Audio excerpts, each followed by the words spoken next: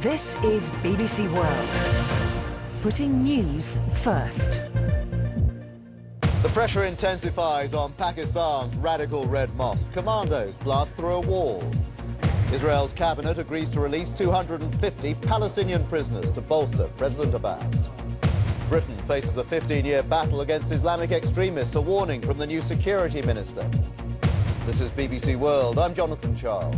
Also on this programme, celebrations around the globe for the 7 new wonders of the world. And we'll go live to Silverstone for more on Lewis Hamilton's prospects at today's British Grand Prix. Lewis Hamilton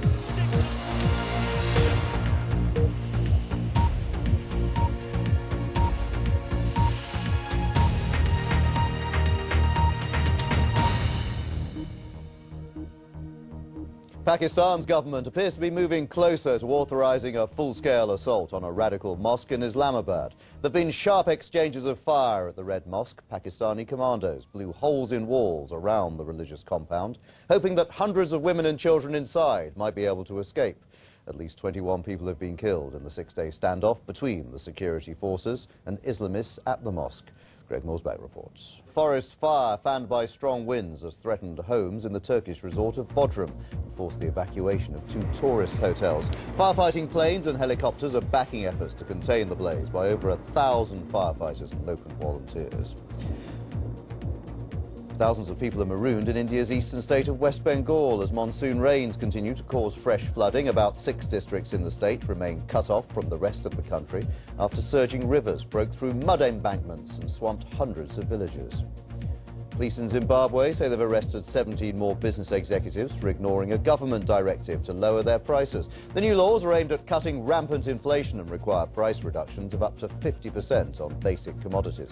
Police have arrested 33 executives since the blitz began on Friday. Stay with us here on BBC World. Still to come in this programme, we'll go live to Silverstone for more on Lewis Hamilton's prospects at today's Grand Prix in Britain.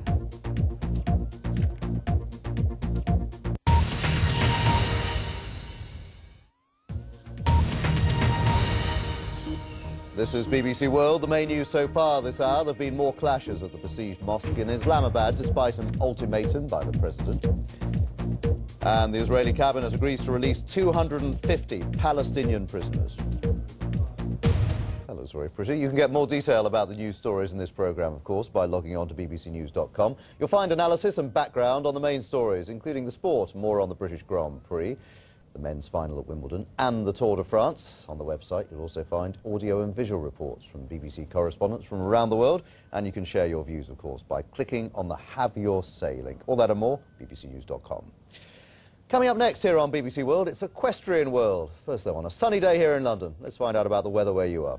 Here's Joe Farrow.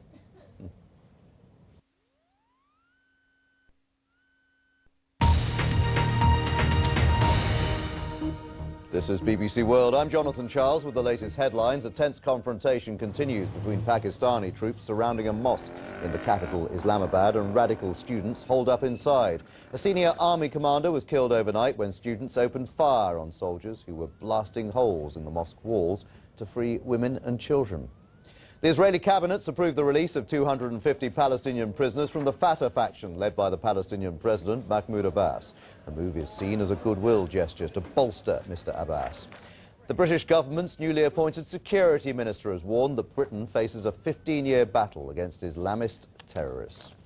India's welcomed the news that the Taj Mahal has been named as one of the 7 new wonders of the world. 100 million people voted in the worldwide competition.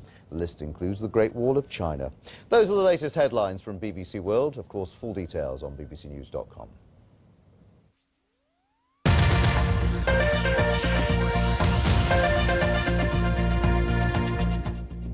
International news and information. This is BBC World.